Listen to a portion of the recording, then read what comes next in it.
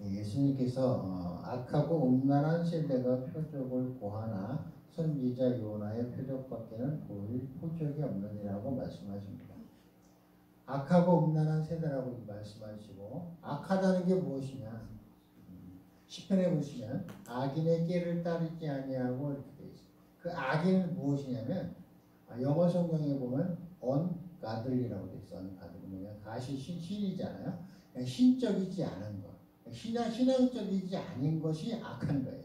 세상에 악한 것은 도덕적이지 않고 윤리적이지 않고 착하지 않은 것은 악하다고 이야기하지만, 성경에서는 악한 게 무엇이냐? 하나님 신앙심에서 멀어진 사람을 악하다 그러고 악한 세대라고 이야기합니다. 그래서 우리가 악하다는 것은 우리가 하나님께서 예수님과 멀어지는 것을 악하다고 한다는 것을 우리는 알아야 합니다. 표적은 무엇이냐? 표적은 어떤 것을 증거하고 그 표시, 그것이 예수님이 그리스도라는 표시, 그것을 표적이라고 이야기합니다. 여기 이제 요한복음에 보면은 요한의 제자들이 와서 우리가 오실 그이가 당신이니까 아니면 우리가 더 기다려야 됩니까? 물어보니까 예수님께서 뭐라고 말씀하시냐면 너희가 가서 듣고 보는 것을 요한에게 알리되 맹인이 보며 못 걷는 사람이 걸으며 나병 환자가 깨끗함을 받으며 못 듣는 자가 들으며 죽은 자가 살아나며 가난한 자에게 복음이 전파된다 하라 이렇게 말씀하십니다. 이게 11장 말씀이에요. 그러니까 지금 벌써 12장이죠. 예수님께서 이 땅에 오셔서 표적을 충분히 보이고 또 성경에 나타난 대로 행하시고 성경을 알고 예수를 보면 이분이 메시아 구세주라는 것을 충분히 드러냈음에도 불구하고 신앙이 있다고 하는 사람들이 신앙심이 있다고 하는 사람들이 신앙의 지도자들이 예수를 알아보지 못하고 심지어는 요한이까지도 물어보게 하시고 또 요한의 제자들 또한 와서 물어보게 되는 것이죠. 우리의 신앙이 어디에 와 있는가를 우리는 알아야 합니다. 우리가 지금 예수를 만났느냐, 그 메시아가 나를 구원해 지금 길에 함께 동행하고 있느냐, 우리는 우리의 신앙을 점검해야 하는 것입니다. 우리는 표적과 이적을 구하는 것이 아니라 우리의 삶 가운데서 하나님의 말씀이 이루어지면 구원의 삶을 사는 것이죠. 요나의 표적밖에 보일 것이 없다. 요나의 표적을 말씀하시는 것이 무엇이냐면 모세의 율법과 선지자의 글과 시편을 얘기하는 거예요. 그러니까 구약 성경을 이야기하는 거예요. 구약 성경에 메시아에 대해서 기록해놓고 알게 하시고 깨닫게 해주시고 그분이 이 땅에 오셔서 그것을 보여주시고 알게 하시고 그 앞에서 이적과 표적을 행함에도 불구하고 우리는 예수를 알아보지 못했고 예수가 있는데도 예수를 찾고 있었고 또 계속 표적을 그리스도를 찾고 있었고 구하고 있었다는 것이죠. 우리의 삶 가운데 우리가 구원자 그리스도를 만났고 우리를 구원하실 이를 만났고 그분이 나와 동행하고 그분의 성령이 내게 오셔서 성령이 내 안에 내주에 계심에도 불구하고 우리는 계속 무엇을 찾고 있는지 우리는 우리 신앙을 점검해 봐야 할 것입니다. 그래서 영어 성경에서 악인을 이렇게 ungodly를 표현하고 또 꾀는 뭐냐면 카운셀이래요. 영어로 카운셀이라고 하는 게 뭐냐면 믿지 않는 자의 악인의 꾀라는 것은 뭐냐면 믿지 않는 자의 말을 듣는 거예요. 조언을 하는 거예요. 이게 뭐야? 내가 믿지 않는 사람의 말을 듣는 것 또한 포함되지만 내가 믿음이 없으면서도 조언을 하는 거야. 그것도 뭐야? 악인의 꾀를 내가 듣는 뿐만 아니라 악인의 꾀를 전하는 사람이 되고 악인의 행위를 하는 사람이 되는 거죠. 내가 이 신앙 안에서도 사람들과 대화하고 상담하고 누가 신앙 상담을 요청해 왔을 때 권사님, 장로님, 목사님, 전도사님들이 카운셀 할 때, 그러니까 상담을 할 때 우리가 신앙을 떠나서 세상에 배운 지식과 내 경험으로 하면은 이건 악인이 되는 것이고 악인의 꾀가 되는 것입니다. 그래서 우리의 삶 가운데 언제나 말씀을 통해서 말씀의 조명을 통해서 하나님을 정하고 하나님의 지혜를 정하고 하나님의 지식을 전하고 하나님의 명철과 총명으로 우리가 분별해서 하나님을 전하는 것이 무엇이냐? 우리가 악인이 아닌 것이야. 그래서 악인이 무엇인지를 알고 표적이 무엇인지를 알면 우리가 악인의 길을 따르지 아니하고 악인의 삶을 살지 않는 것입니다. 어제도 바알세불에 대해서 얘기했지만 파리를 묵상해 보면 많은 것을 깨달을 수가 있어요. 파리가 우리가 하찮게 여기고 그냥 파리채로 때려 죽이면 되고 밥상에 더러운 걸로 취급하지만 그렇게 하찮은 것이 아니에요. 우리의 많은 부분에 관여하고 있고 영향을 미치고 있고 그런 것이 존재가 파리예요. 바알세불이 마귀의 왕, 귀신의 왕이라는 별명이 있듯이 우리의 삶 가운데서도 우리가 쉽게 여기고 우습게 여기고 잘못된 것을 깨닫지 못하면 그 귀신이 나를 역사하는 것이에요. 그 영이 나를 역사하게 되는 것이에요.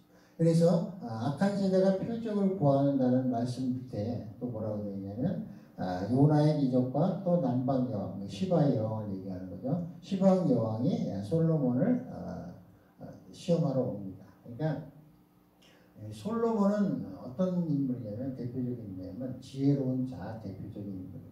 왜 지혜가 있느냐? 하나님께 지혜를 구해서 지혜를 얻은 자. 이거 무슨 뜻이냐면 전도서에서 가장 큰 뜻과 의미는 무엇이냐면 하나님이 지혜를 주신 자는 세상에 감당치 못할 큰 지혜가 있다. 그러니까 하나님께서 무엇을 받았든 간에 그 받은 것은 세상과 구별되는 그것이 있는 것이에요. 그래서 솔로몬은 하나님께 지혜를 받아서 그 지혜를 통해서 이 세상의 부귀영화를 누렸을 뿐만 아니라 하나님이 주신 지혜가 얼마나 위대한지를 이 세상에 알게 하신 이가 솔로몬인 것입니다.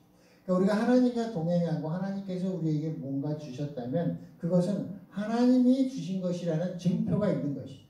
어떤 증표요? 세상이 구분하고 세상과 구별되고 세상이 감당치 못할 그 무언가가 있는 것입니다. 내가 하나님께 지혜를 받았다면 그 사람은 누가 봐도 지혜 있는 자요. 믿으나 믿지 않으나 어떤 사람이 봐도 하나님께서 주신 지혜가 있는 것이고 누가 어떤 은사가 있으면 저거는 세상이 감당치 못할 것이고 성경에 쓰여 있는 것이고 성경에 저런 이적과 표적이 있는 것을 다 발견할 수 있고 알 수 있게 하나님께서 모세의 율법과 선지자의 글과 시편에 다 기록해 놓으셨습니다. 그래서 우리는 하나님의 말씀을 통해서 어떻게 해요? 이적과 표적을 발견하고 예수를 그리스도로 발견하고 우리 심령 가운데 예수가 내 안에 있음을 알게 하시고 또 그것을 드러내야 하는 것입니다. 그래서 우리 삶 가운데 나는 가들리 카운셀러가 됩니다. 이게 신앙적인 상담자가 되는 것이고 신앙적인 상담을 듣는 자가 되고 신앙적인 상담을 하는 자가 되고 신앙적인 우리의 삶을 살아가는 우리가 되어야 악인이 아니고 악인의 길을 따르지 아니하고 악인들이 표적을 구하는 것과 같은 삶을 살지 않는 것입니다. 그래서 우리의 삶 가운데 하나님이 주신 지식과 지혜와 명철과 총명이 우리 삶 가운데 있어야 되는 것이다. 입으로는 내가 하나님을 믿는다고 내가 교회를 다닌다고 하면서 우리의 삶을 보면 우리가 대화할 때 보면 아니면 누구를 상담할 때 보면 하나님이 없는 상담은 다 죽은 것입니다. 우리의 삶 가운데 하나님을 의식하지 못하고 하나님이 우리에게 주신 지혜와 지식이 들어있지 않는 그 무엇도 우리는 생명이 없는 것이고 우리는 그 길이 아니고 그 꾀가 아닌 것입니다. 지식이 아니고 지혜가 아닌 것이죠. 그러니까 우리의 삶 가운데 우리가 하나님과 동행하며 사는 것은 우리가 하나님의 말씀을 통해서 우리가 조명을 받고 알 수 있는 것이요. 근데 갑자기 왜 귀신 얘기가 여기 또 나오느냐? 귀신이 사람에게서 나갔을 때 물 없는 곳으로 다니며 쉬기를 구하되 쉴 곳을 얻지 못한다. 그 다음에 귀신은 뭘 좋아해요? 귀신은 물 없는 곳을 다니며 쉬기를 구한다. 그러니까 습한 곳을 좋아하고 이런 것을 좋아하는데 그 뜻은 무엇이냐면 우리가 어떤 생각도 버리지 못하고 우리가 느낌으로 표현하면 끈적끈적한 생각들이 있어요. 우리 생각들을 버리지 못하고 또 취하지도 못하고 혼란스럽고 이런 것들이 있어요. 무엇을 선택해야 될지 모르고 그런 끈적끈적한 생각 그런 환경 속에서 마귀가 좋아하는 것이에요. 우리가 결정하지 못하고 명확하지 못하고 더러운 건지 깨끗한 건지 습기가 있는 것인지 분별하지 못해서 우리의 생각을 정돈하지 못하고 결정하지 못하고 이것이 뭐냐면 영적으로 끈적한 것이고 습한 것이에요. 우리가 거기서 머물러서 계속 있으면 결국 마귀가 틈타고 들어와서 우리를 혼란하게 하고 혼돈케 하고 힘들게 해서 계속 우리를 질병 가운데, 육신의 질병 가운데까지 끌고 가게 되는 것이죠. 그래서 우리의 삶이 언제나 주님의 말씀의 조명을 통해서 보면, 우리가 신앙적으로 보면은 결정이 쉽고 어렵지가 않습니다. 우리가 하나님을 알고자 하는 마음이 부족하고, 하나님을 알지 못하고, 예수를 알지 못하고, 그 모르는 가운데 있기 때문에 우리가 혼돈 가운데 있고, 결정하지 못하고, 깨닫지 못하고, 지혜가 없는 삶이 되는 것이죠. 하나님의 말씀이 내 안에 살아계시고, 그분이 내게 카운셀러가 되셔서 나를 가르치고 깨닫게 해주시는 사람은 결정이 어렵지가 않습니다. 아주 간단합니다. 말씀을 통해서 우리는 알 수 있고, 말씀의 상징적인 또 예수님께서 말씀하신 대로 내가 모든 것을 비유로 말씀하신다고 하는데, 그 비유를 통해서 우리가 무엇을 알 수 있냐면 우리 삶 가운데 신앙적인 카운셀러를 받을 수가 있는 것이에요. 그것을 통해서 우리의 삶이 드러날 때 어떻게 돼요? 악인의 길을 따르지 아니하고 죄인의 길에 서지 아니하고 오만한 자리에 앉지 않는 것이죠. 우리의 삶이 예수는 길이요 진리요 생명이 되는 것입니다. 예수를 보면 길이 보이고, 예수를 보면 진리가 보이고, 예수와 함께하면 생명이 함께하는 것이고, 예수가 내 안에 계시면 내 안에 생명이 자라고 나를 키우시고 함께하는 것입니다. 그래서 말씀을 떠나서는 요나의 표적을 보고 예수를 보지 못하고, 또 솔로몬의 시험을 보고 내가 그 시험을 보지 못하면 우리가 혼돈 가운데 있는 것이고, 내가 습한 곳에 있는 것이고, 항상 그 속에 머물러 있기 때문에 귀신이 나를 계속 들어와서 나를 혼돈케 하고 힘들게 하는 것이죠. 그래서 우리가 깨닫고 우리가 주님을 알고 그 빛이 내게 임해서 우리의 삶 가운데서 이제는 분명해졌음에도 불구하고 우리가 신앙의 길에 서지 아니하고 말씀과 멀어지고 예배와 멀어지고 찬양이 즐겁지 아니하고 이런 삶을 계속 살다 보면 결국 우리의 정신이, 우리의 마음이 습한 곳이 되는 것이고, 마귀가 우리 심령 가운데 놀게 되는 것이죠. 그래서 어제도 말씀드린 대로 성령이 없는 곳에서는 다 마귀예요. 영은 오직 성령님만이, 하나님의 영, 그리스도의 영만이 성령이시고 나머지는 다 귀신이에요.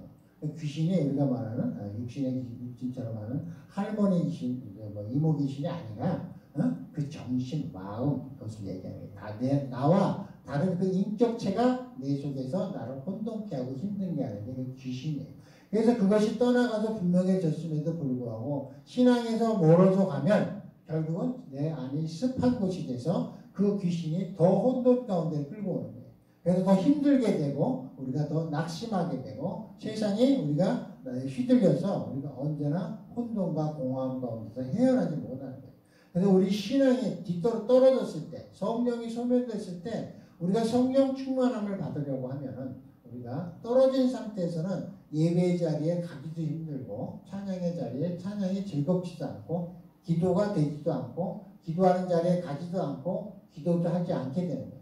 결국은 뭐냐면 우리가 예배와 기도와 찬양이 멀어지면서 내 신앙을 잃게 되는 것이죠. 그럴 때 내가 가장 의지적으로 할 수 있는 것이 무엇이냐? 성경 말씀을 보는 거예요. 성경을 읽는 거예요.